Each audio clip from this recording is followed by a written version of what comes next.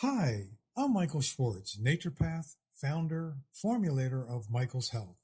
If there's anything I've learned in my years of practice, it's that food can either build you up or break you down.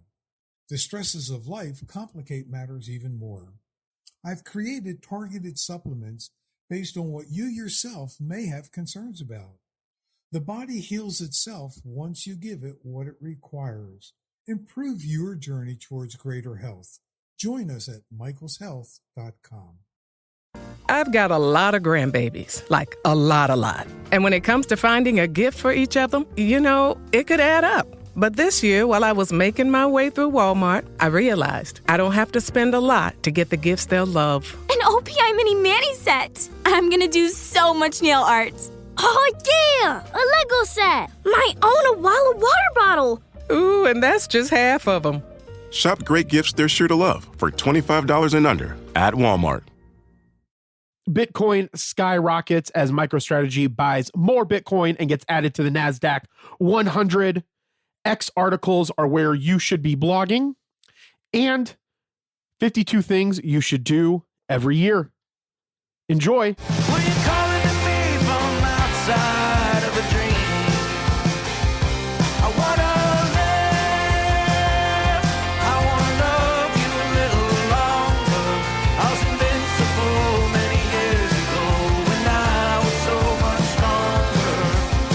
Thank you so much for tuning into the Age of Jeremy. My name is Jeremy Quintanilla. If you are new to this podcast is all about the things that I am doing to build my business empire. And occasionally, eventually, we will have people on this podcast as well, just working out some of the kinks of doing some interviews. So right now, you get to talk to little old me or listen to little old me as I talk to you about all the amazing things that we have going on. First thing is, make sure that you head on over to @AgeOfRadioverse on Instagram, subscribe, turn on your notifications. We go live most Fridays at 6:30 p.m. Eastern, where we bring you podcast news, gaming news. This week, we went over all of the game awards. We're going to talk about comic books. We're going to talk about anime. We also do live interviews. We just did Glendale LibCon West 2024. I believe we did that a week and a half ago, 2 weeks ago. I don't remember when I did it. Week ago. Not this last Saturday, but the Saturday before that is when we did that. And we're working on being at Tempe FanCon 2025. If you are in the Phoenix area or the Tempe area, you can come and hang out with us. That's the first thing I want you to do. The second thing I want you to do, head on over to my Instagram @AgeOfJeremy. Join my broadcast channel so you know all the cool stuff that we have going on. It's called Dope Insights and Updates. We're going to give you extra insights, extra updates. You can be a part of the podcast. We're really focusing on growing that broadcast channel as I build my Age of Jeremy brand. So again, if you are new to this podcast, make sure that you like and subscribe it. We do the following.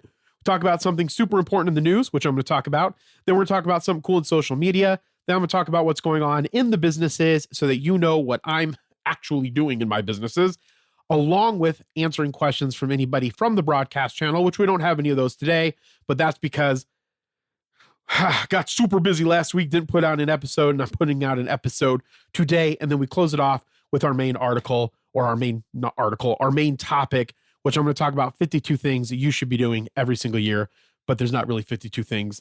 It will make sense when we get to it. So I'm going to jump into this. One last thing, just follow me on all social medias @AgeOfJeremy. On X, it's @AgeOfJeremyQ. On LinkedIn, it's Cesar Jeremy Quintanilla.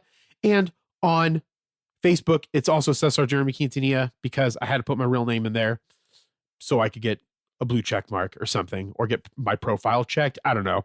Some reason it's Cesar Jeremy Quintanilla. All right, let's jump right into this. MicroStrategy buys more Bitcoin ahead of joining the NASDAQ 100. MicroStrategy is a firm that was started by Michael Saylor. Michael Saylor is considerably known as a Bitcoin maximalist, or normally considered a Bitcoin maximalist, I guess I should say. But MicroStrategy is a publicly traded company, and it looks like it's going to be going on the NASDAQ 100. It's currently part of the NASDAQ. It's a publicly traded company, and they focus on business intelligence and other software, but they have done a lot of cryptocurrency buying, as Michael Saylor is a what most people would consider a Bitcoin maxi. And so the firm acquired 1.5 billion in Bitcoin during the past week. Sixth consecutive Monday that the firm announced purchases. So over the last 6 Mondays has been buying up Bitcoin, which again, if you're unaware, Bitcoin hit $107,000 a coin today. It dropped down to about 106,000. If you use our Merlin Crypto app at merlincrypto.com, you can actually look at this. You can go to the markets page and see what's going on in the cryptocurrency markets. It was the sixth consecutive Monday that the Tyson's Corner Virginia-based firm announced acquisitions of the digital asset. The purchases follow Friday's announcement that MicroStrategy will be included in the NASDAQ 100 index next week. It owns about 45 billion in Bitcoin. The decision to add MicroStrategy to the NASDAQ 100 represents a major stamp of institutional acceptance for its controversy courting founder Michael Saylor, whose disdain for Wall Street convention has helped spur a $500,000 rally in its shares this year and made him a hero to the Bitcoin bulls. In addition to the index on December 23rd is expected to fuel at least 2.1 billion stock purchases with over 200 exchange-traded products following the NASDAQ 100, according to Bloomberg intelligence analyst James Seifert. Again, this is an article from Bloomberg, and I'm bringing this up to kind of bring more attention, not only to MicroStrategy because it is a great business intelligence company, but also to the fact that cryptocurrency isn't going away. And I don't want people to miss out on an opportunity to get into cryptocurrency. Only 17% of Americans have owned or own cryptocurrency. And once the Trump administration creates regulation for cryptocurrency, more money is going to flood into the space and cryptocurrencies are going to go higher. That's why we've been talking about this for the last 4 to 6 years in our 3-2 Warrior Academy, that there is no better time to create generational wealth, and that can be created with cryptocurrency. Yes, there is fraud that takes place in cryptocurrency. Yes, it's probably more volatile right now because there's less regulation on it. Once that regulation comes into play, there's going to probably be less fraud. It's going to become a bigger part of our current financial infrastructure, and lots of cryptocurrencies like Bitcoin, like XRP, like Ethereum, like XLM are going to continue to rise in value, and you can make a lot of money. We have made a lot of money in cryptocurrency over the past 4 to 6 years. I guess 5 years, I guess I should say 4 to 5 years. It was more around 2019 going into 2020. And so, or maybe it was just at the beginning of 2020. But the point is we've been talking about this since 2019, 2020, and we have seen massive gains happen in this cryptocurrency space. And we're not even to the greatest part of it yet because that regulation hasn't taken place. So I encourage each of you to go learn about cryptocurrency, reach out to me, join our 3-2 Warrior Academy, just message me in my broadcast channel or DM me. We can talk about it on the broadcast channel. My point is that it's not going away, and I don't want you to miss out on an opportunity. We'll be right back. Ryan Reynolds here for Mint Mobile. You know, one of the perks about having 4 kids that you know about is actually getting a direct line to the big man up north. And this year, he wants you to know the best gift that you can give someone is the gift of Mint Mobile's unlimited wireless for $15 a month. Now, you don't even need to wrap it. Give it a try at mintmobile.com/switch. $45 upfront payment required, equivalent to $15 per month. New customers on first 3-month plan only. Taxes and fees extra. Speed slower above 40 gigabytes on unlimited. See mintmobile.com for details. I'm talking a lot about Elon Musk, so I want to clear a few things up. One, I'm not a fan of his social stances on certain things. And again, I'm not a fan of Donald Trump. I cannot say that enough in my life. But the point is that Elon Musk has done a lot of great things from an innovation standpoint, or at least from a capitalist standpoint, getting people to innovate for him. And I'm going to be talking about him in multiple capacities tonight. So one thing I think that we need to do better as a society sometimes is we need to remove the character from the things that they've accomplished when there are things that we could be using to move ourselves forward. And that's what I'm going to talk about tonight. So I personally think that he has done a much better job with Twitter or with X. And I think his plan to turn X into an everything app is a really good idea. And I think that that's where it's going to be headed. And I think they're going to do a great deal with that, as long as they can figure out a way to make revenue with the application. one of the ways that they actually make revenue with the application is by different premium features. So there's two different premium settings inside of X. One is the regular premium. The other premium is Premium Plus. And so I am working to become a thought leader in a space. And one of the ways in which you create your thought leadership inside of a specific space or a specific industry is you have to do a job writing about that space or that industry on at least a semi-frequently basis. And one of the ways to do that is through a blog. And the great thing about X is that it has the ability for you to create blogs now. And this was long form content that Twitter was actually working on. And X just kind of changed the name of it to articles. And the only way to get it is behind the paywall of Premium Plus, which is roughly about $20 a year, I think, if you do annual, or $24 a year or $24 a month if you do monthly. But what's great about it is it opens up, when you buy the Premium Plus, the real big benefit, in my opinion, is being able to actually have the articles. It creates an ability for you when you go onto the desktop app to have a whole page that's dedicated to writing out these articles, saving those articles, publishing those articles, and then those articles will show up on your main feed, and then they'll be housed inside of your article area on your feed that's opened up when you pay for the Premium Plus. And I think that any entrepreneur, any podcaster, anybody that's creating something, it should have some type of I guess, content that's going out on X. And if they're trying to become a thought leader, they should be writing articles on X specifically for X to be building that ecosystem and your brand on it. And the same thing goes if you also have LinkedIn. On the LinkedIn one, they should probably just be completely professional or industry topics, where the blogs on X could be maybe a little bit different.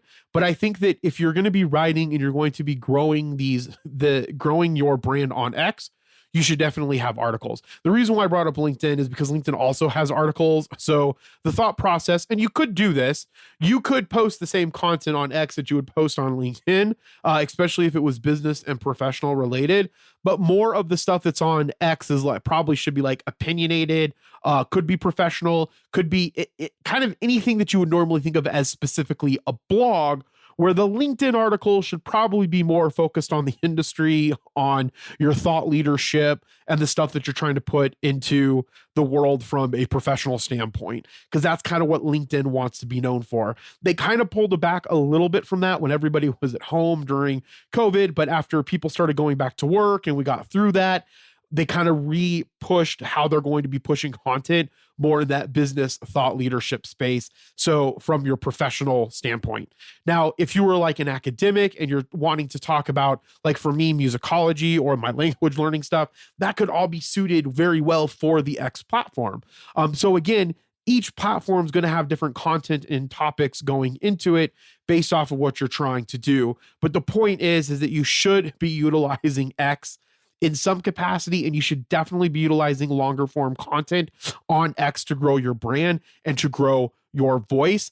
And that's the main thing that I wanted to mention during this week's social segment is build your voice on X. I know that some people are very anti against Elon Musk.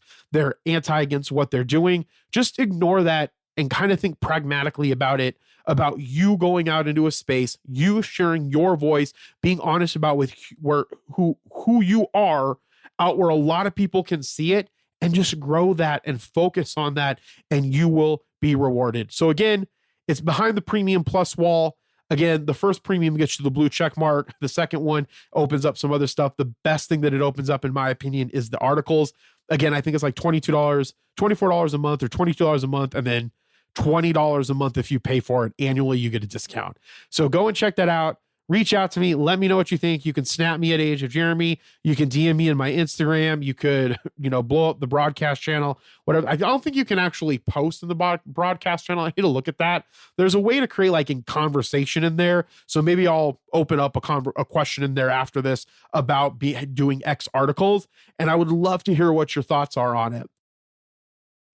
This episode is brought to you by PNC Bank, who believes some things in life should be boring, like banking, because boring is steady, pragmatic, responsible. You don't want your bank to be cool or sexy. Sexy is for red carpets, not banks. That's why PNC Bank strives to be boring with your money, so you can be happily fulfilled with your life. PNC Bank, brilliantly boring since 1865. Brilliantly boring since 1865 is a service mark of the PNC Financial Services Group, Inc. PNC Bank, National Association, member FDIC.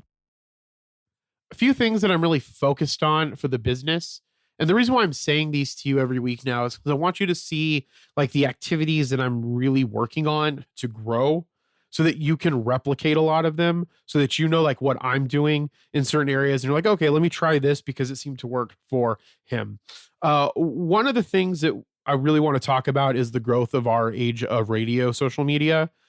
Since we started doing the live interviews for Mercury, where we go to different conferences, we set up live interviews with people. It really helped this last time at the LibCon West conference because I reached out to people and I set them up beforehand.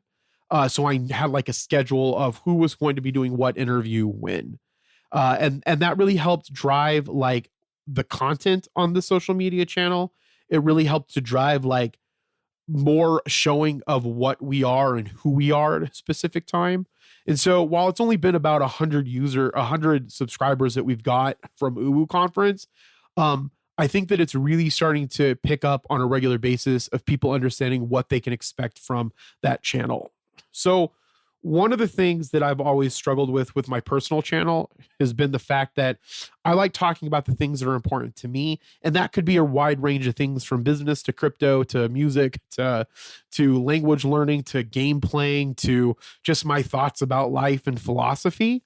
And you can't do that when you're really trying to grow a brand fast. It has to be kind of niched down so that people get a real full sense of what they can expect when they go on to that feed and the content that you get from that feed. And that's one of the things that I think that we have been doing really, really well on the Age of Radio channel. So we've redesigned like the way in which the audio clips get made for our podcast. So if you have a podcast or if you have a video cast, you can use Headliner for audio clips that'll auto generate.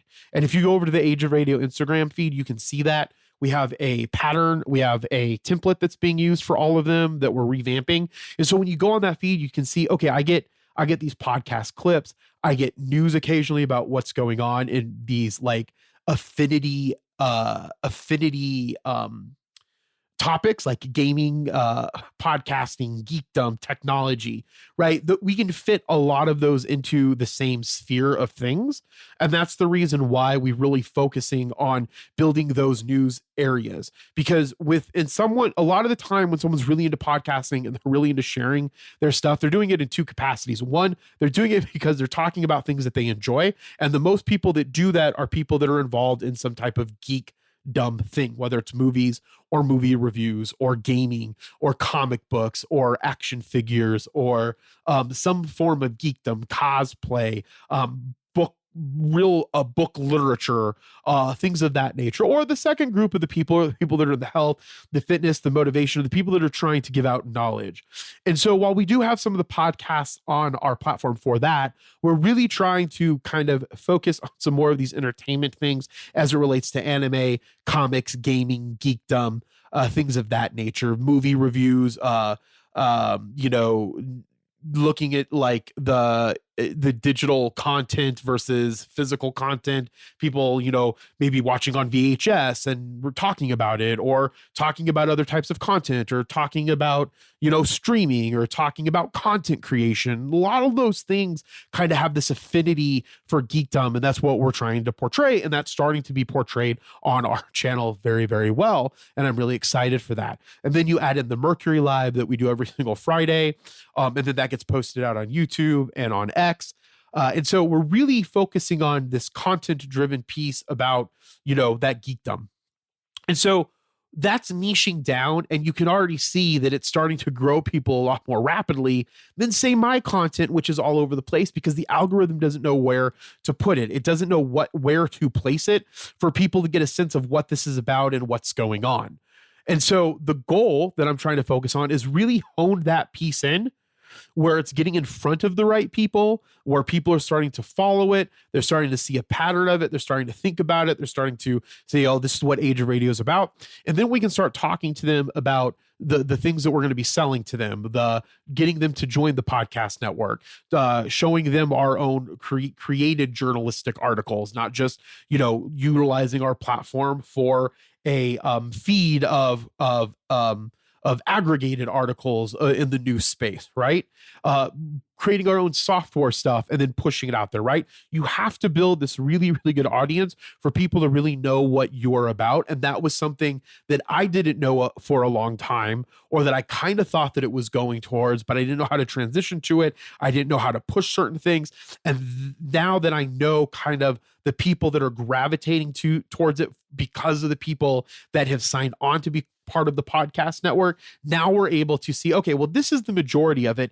This is the majority of what our listeners are. So let's really hone in and focus on some of these key areas where that we can then go and create our own journalism, create our own articles, start doing our own writing, start getting people involved with that. And that's really what I'm focused on with Age of Radio. And so I encourage you, if you have a social media platform or you have a brand that you're not sure what's going, kind of hone that in. I spent too long not doing that, and I am still never going to do that on Age of Jeremy, because that's just not what my brand as a human being is.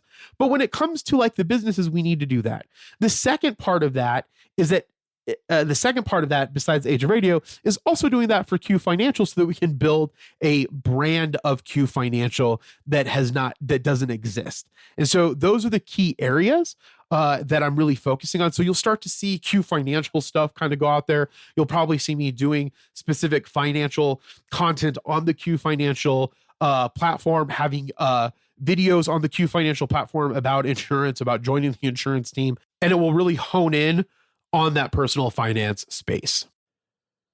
The very last thing that I'm excited to announce, I'm going to be honest, I'm kind of scared a little bit regarding this, and that's safe for me to say because that happens when you're an entrepreneur. It can be very scary when you're going into an area where you don't know, and that is hiring of an actual sales ad sales executive. I put out a post on LinkedIn. It's been out for it'll be a week. By the end of this week, it'll be a full week. I think it went out last Wednesday is when I actually put it up. So it'll be a week this Wednesday.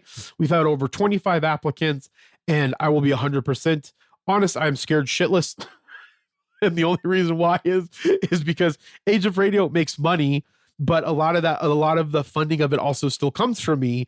And so I don't want to just make this, the idea is, okay, do we make this just a full commission job, or do we make this some type of pay along with commission? And if it is some type of pay, then it has to meet, labor requirements and be the minimum wage of the state. And so that's really kind of like where I'm at right now. But the only way to get to that next level is to have more people working for you and with you. And then the next piece is finding people to write articles as a freelance article that we can continue to go back to have people write articles for us, so we can start putting out our own journalism and utilizing the platform that I was just saying. Okay, we'll start on the X platform. We'll build up that article base on X. We'll see where we can take those articles and those journalistic pieces into the future, and then start really building this into a brand around, right now, specifically about the things that are the most important to the people that are listening to our stuff, which again, the biggest platforms that obviously crypto, which we're not going to start writing right now about crypto specifically, but crypto, and then it's the paranormal, true crime, movies, and then, anime and geekdom and gaming and things like that. So the goal then is to start getting those pieces created for us so that we can start pushing into that realm and growing that while we continue to grow and find other podcasts to be on the network and grow that, and then sell the ads to it, which is the reason why we're looking for the ad sales executive. So if you're interested in that, reach out to me. Again, I'm going to let the post go for another week or two before I close it out. Then I'll start reaching out to people to set up interviews for them, talking to them about what I'm looking for, what I'm trying to accomplish. If they want to be a part of that, I'll explain to them how the commission structure works. The commission structure right now for the first year while we get going, 100%, it's going to be whatever they sell after the 40%, or I'm sorry, the 60% is set aside for the host, whatever specifically is left, we can split half and half. Half will go to the business, half will go to them as a commission structure, which technically could be pretty lucrative. I mean, some of these could be like $5,000, $10,000, $20,000, things where a portion of that will go to the host, and then the rest of then what's left over will go to me and the salesperson, and then they'll get their cut of it. So you could make this really lucrative. The problem is that we don't have, and this is one of the things that I'm trying to figure out, is like the structures and the processes in place for creating like a sales pipeline. I know how to do it. I don't have the bandwidth to do it. And that's also the reason why I need a secondary person to help with this specific bandwidth for it. So it's really kind of like, I'm trying to kind of figure this out as I go. And that's again where I think the scary part is of it. So I encourage you guys to listen to the podcast and follow me through this journey as we move into this next realm of hiring people on to not only do the sales for Age of Radio, but also to create content for Age of Radio in the journalistic format. So I'm really excited about that. And I want everybody to also realize that if you're scared during it, or you're like, I'm uncertain about this, you just got to take that leap forward and have faith that what you're going to do is going to work out, and not give up on it. And it will work out, because this is the same thing that happened when we were doing 3-2 Warrior Academy. It's the same thing that we were doing with all of them. And so you just got to take that next leap and work your ass off and manifest it. We'll be right back. Okay, I have to tell you, I was just looking on eBay, where I go for all kinds of things I love, and there it was. That hologram trading card. One of the rarest. The last one I needed for my set. Shiny like the designer handbag of my dreams. One of a kind. eBay had it, and now everyone's asking, ooh, where'd you get your windshield wipers? eBay has all the parts that fit my car. No more annoying. Just beautiful. Whatever you love, find it on eBay. eBay. Things people love. This episode is brought to you by Indeed. We're driven by the search for better. But when it comes to hiring, the best way to search for a candidate isn't to search at all. Don't search, match with Indeed. Use Indeed for scheduling, screening, and messaging so you can connect with candidates faster. Listeners of this show will get a $75 sponsored job credit to get your jobs more visibility at Indeed.com/MBO. Terms and conditions apply.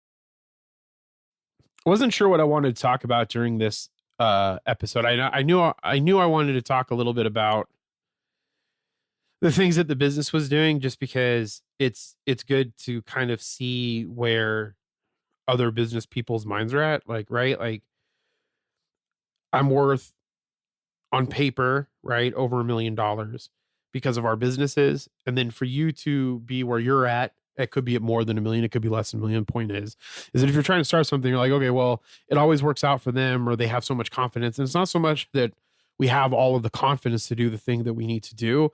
It's that when we're scared, we just do it anyway, right?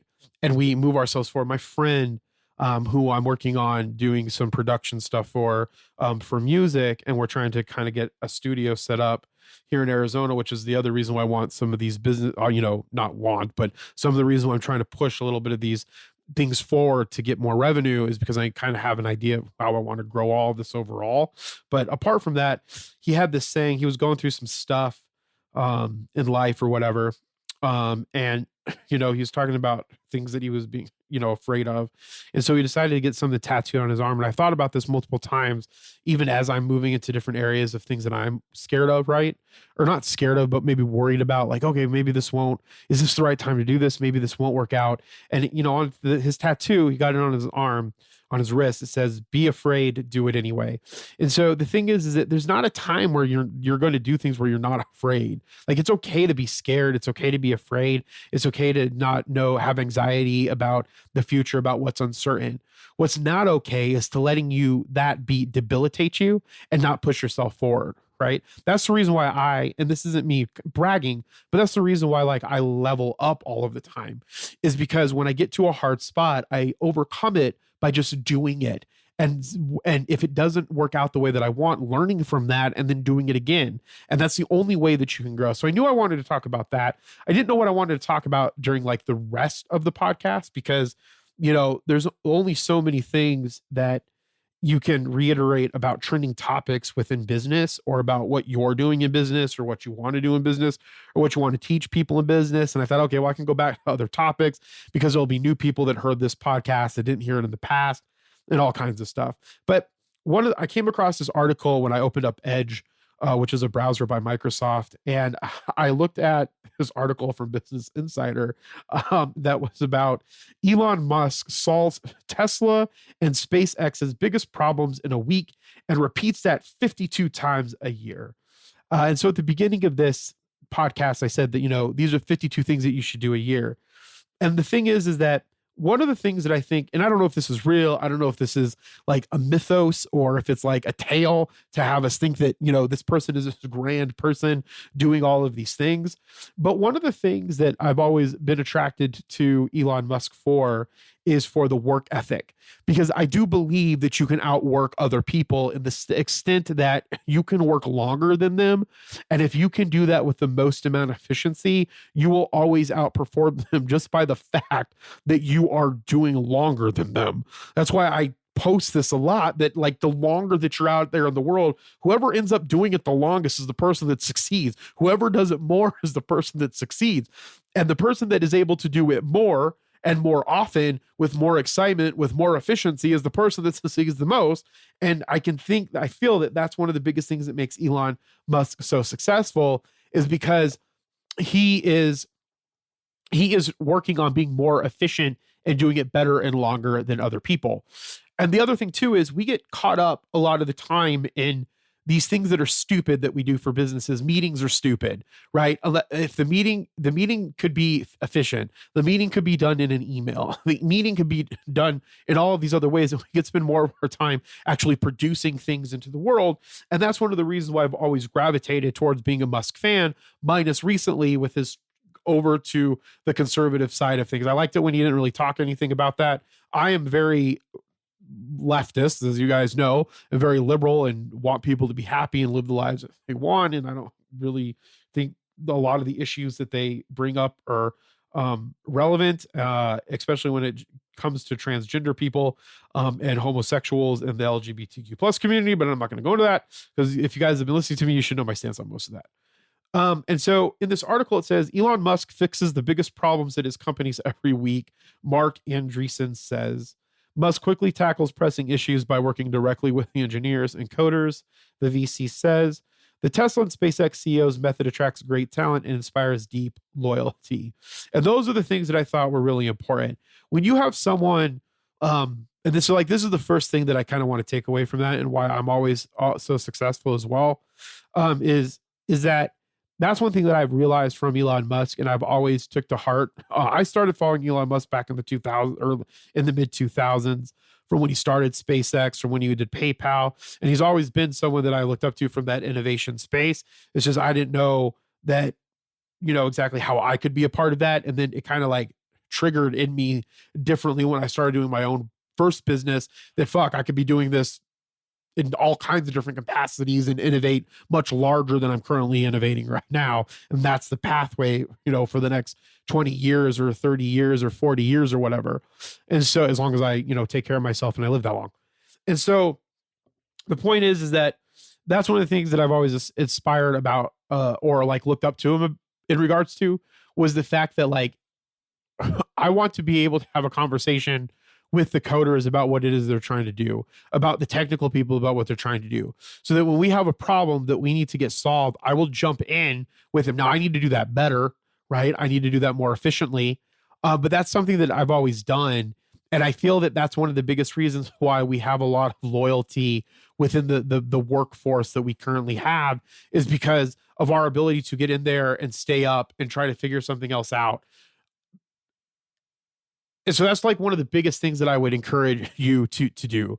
A lot of the times, and my opinion isn't that you can't not, I think you can be better and greater if you have a broad understanding of all of the things that go on in business, you can jump in and help people try to solve the problem that is hindering them. And if you're able to do that, and you're able to do it in this capacity that Elon Musk kind of says that he can do in this article, that you're able to do it on these really big things every single year, then you can really jump and move yourself forward, right? And so what I encourage you to do, like right now, like right now, like write the things that are like the most pressing things to you. Like the biggest pressing thing today for me was to make sure that this podcast is out. The second most pressing thing today for me personally, not for the team, but we'll take that in a second. But let's talk about for me. The most pressing thing for me next was to make sure that I got an email out to make sure that we're part of Tempe FanCon. The next thing after that is the pressing thing for me is getting the Q Financial social media up, right? Those are like the three most important things that I want to do, like that are for me personally. Now, there are things that the business that we're thinking about from the business standpoint, but let's just talk about you for a second. Get those three effing things done that you need to do right away. Those are the most pressing things, the most important things that need to be done. And then the next thing that you should be focusing on, or along with those throughout the day, is what's the biggest thing that's holding my company back in general that the team is actually working on, that I can go jump in there and make sure that they're pushing that forward on that. Some of the biggest ones that were for me, there's two of them, was the way in which our insurance agents for our insurance company get access to a CRM that we have. So I was trying to solve that last week because they're complaining about it. We've been complaining about it. No one's really been doing, not that anybody was supposed to be doing anything about it. No one's really working on it. Okay, I got to take this and I got to go, okay, how can we move this thing forward? Because I can see that it's hindering our ability to be more efficient. So let's knock this out. Let's get it done. Let's make it more efficient. Let's help them be more efficient and create this process. Okay. The second thing was Dustin got stuck on a piece that we need to get solved for this affiliate piece that I think that can really help us. So I spent some time figuring that piece out. I have a meeting with him tomorrow. A week ago, we had none of this. I stepped in and now we're moving that piece forward. Not saying that it's just because of me. They're the ones that are doing like trying to figure these things out. But like the things that make the great leaders are the people that can step in, understand what's going on, and help get that fixed. Now, if you're a coder, like I'm not a full coder, but if I was like in Elon Musk stage where he can look at the code and help out, I don't know how.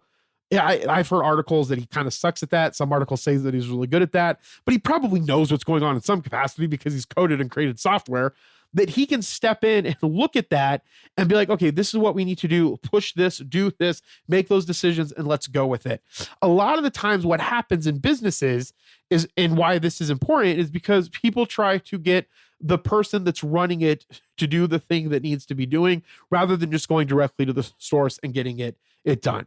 That's one of the things that a lot of businesses need to fix. So again, the first thing is just think and look about the things that are super important to you that you have to get done throughout the day.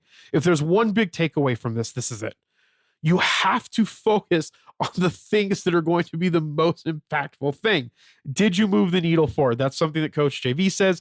We used to have a marker. I don't have it anymore because I turned it off. I need to turn it back on. But I used to have a marker, an alarm that came on every single night at 9 o'clock and said, did you move the needle forward? I looked and I said, okay, I moved this forward. I moved this forward. I didn't move this forward. I didn't do shit. I need to refocus on moving these things forward, right? Now, I still kind of do that at the beginning of the day. I'd be like, this is the things that I need to get done. Like I have to get these things done because these are the biggest things that are hurting our business. Excuse me. These are the things that are hurting our business and we have to move these forward, right? And then I look at, okay, what are the other things that the team is a part of that they should be moving forward, that they're not moving forward, that I can intersect and push myself forward into those things. You know, this article goes on to say, Elon Musk has built some of the world's most valuable companies from, Tesla to SpaceX. A key driver of his success is a relentless focus on solving problems fast, often by working directly with the engineers or the coders. Again, our whole goal of entrepreneur should be to solve problems. And I talk about this to multiple extents on my social media. Focus on solving problems and you will become wealthy. Don't focus on the profit. Don't focus on the revenue piece of it, unless the revenue piece of it comes from the solving of the problem, right? Like we're not solving problems for advertisers out there because we're not going and talking to advertisers. That's why we need to have the ad sales exec, right? What I mean is like you have a solution to a problem, focus on going and getting that out into the marketplace, and people will give you revenue, and that's where wealth is built.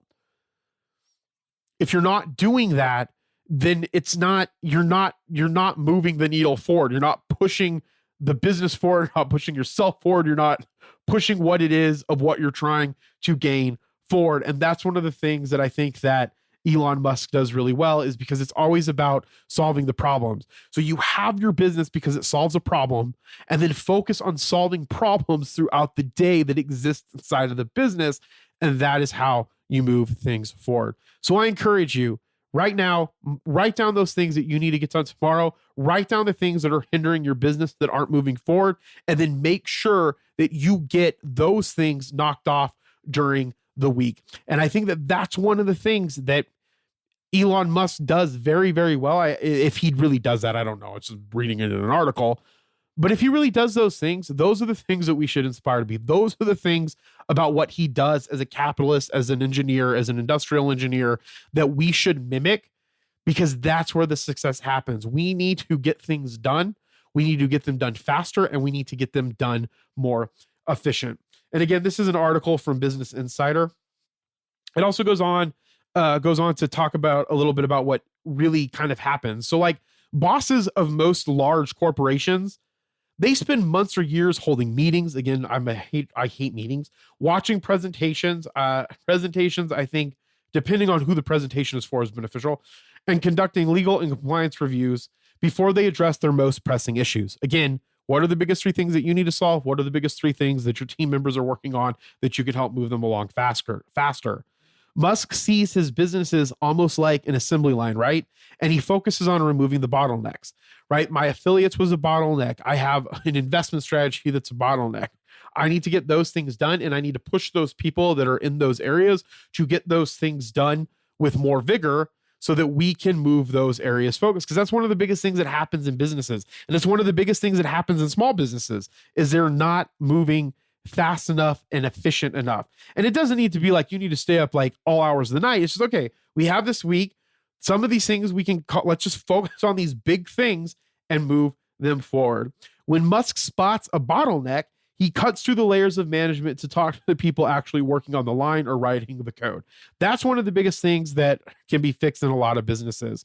And I've failed at this, because there were times where Johnny, one of our business partners and the owner of Blockheads, he would go directly to the source. I'm like, why are you doing that? Come to me. I'm the one that's supposed to be running it. And that was something that I cut off about a year ago, where I don't do it to him and he doesn't do it to me. We just go to where we need to go. We have the conversation with who we need to have the conversation with. We reroute to the individual, and we're done. Like, it doesn't have, even though a hierarchy exists, we don't have to always stay forward with that hierarchy if it's going to cause the problem to not move fast enough. And if we can get all of the managers in a business to work like that, then we wouldn't even have to go around the managers, because they would be doing it anyways with the people that need to get the thing fixed that needs to get, fixed. So again, it's like he's not asking the VP of engineering to ask the director of engineering to ask the manager to ask the individual contributor to write a report that's to be reviewed in 3 weeks, right? We cut out all of that bureaucracy, and we can get to the heart of what's actually happening, and then we can start to move our businesses forward. Which as businesses get larger, they tend to create those bureaucracies because there's more people doing things. There's more people trying to get stuff done. There's more people trying to have to reviewing stuff. And we don't need all of that. And the one of the things that I think is a key factor for Elon Musk that I think is good, right? I don't want all the people in the government to lose their jobs, but is we need to cut through the efficiency. I feel really bad for the people at Twitter that lost their jobs. That would be a shitty situation. That would suck. And I hope that they're all doing better. But the truth is that while I've heard different things from different articles saying that, X is a mess, X is falling apart, all of this stuff, it could feel that way when you're making a lot of changes, and then it could kind of like level itself out. But let's assume that X is doing well. I mean, Elon cut a lot of the workforce. I think it was almost half of that workforce, and the company is still running efficiently. So how many people do you really need in a job to be doing the thing that you need to be doing? Yes, I feel that sometimes he pushes people a little bit harder than, say, I would by making them work like overnight or making them work on the holidays or whatever the case is. And again, I'm basing this off of news articles. I don't know what's actually physically happening there. I haven't read through the biography from Isaacson yet. But the point is is that if that's the case, that he was able to cut that and people are only working, 50 or 60 hours a week. Yeah, maybe you could bring on a little bit more people and everybody would be working 40 hours a week. But the fact is that you can be much more efficient with less people if you are focused on the efficiency. And a lot of the times the reports, the bureaucracy, the meetings, all of that stuff is inefficient. You need to have them in some capacity, but they don't need to be the thing that's the driving force of what's happening inside of the business. And that's how you can be more efficient. So to end this, write down the 3 things right now. What are the most important things that you should be doing in your job, in your business, whatever, that need to get done? And every day, try to focus on getting those things done before you do any of the other minimal or meaningless tasks that end up filling up our day. Really focus on those, and you will drive your business and your personal life forward. If you do it with your personal life as well, you can also again do it for the things that you need to know that need to be moving forward. Like for me, affiliates need to be moving forward for 3T Warrior Academy, right? That's one of the biggest ones. There's an investment strategy that needs to be moving forward. And then eventually, those are like the 2 biggest ones. Those are the 2 biggest ones that I'm not responsible for, but I need to interject myself in to make sure that they are moving forward. And that's how we can get across the finish line a lot faster. If we go around everything, go to the source, start working on those biggest problems first, we can get stuff done. I'm pretty sure I beat that horse to death with the idea. What's the saying? I beat that like a dead horse to death. All I'm saying is I've said it enough. Focus on the most important things and you will be successful. And as I always say, be thankful, grateful, and kind. We'll talk with you next time. Bye.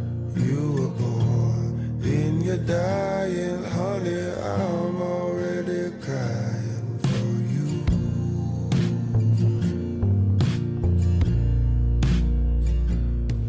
Thank you so much for listening to The Age of Jeremy. If you like this podcast, make sure that you rate this podcast if your podcatcher allows you to. Share it with a friend, subscribe to it, give it as a stocking stuffer if that's something that you can do. I don't know how you do that. Maybe buy everybody a phone with a podcast app loaded up to The Age of Jeremy. The opening song was Positive Change by Gaslight Anthem. The closing song was Trevor Hall's Gardens. I am recording this into a Neumann microphone, into a Zoom L8, onto Steinberg's Cubase, and I'm using Waves plugins in post. And one last time, be thankful, grateful, and kind, and we'll talk with you soon. Bye. In the sky of your mind.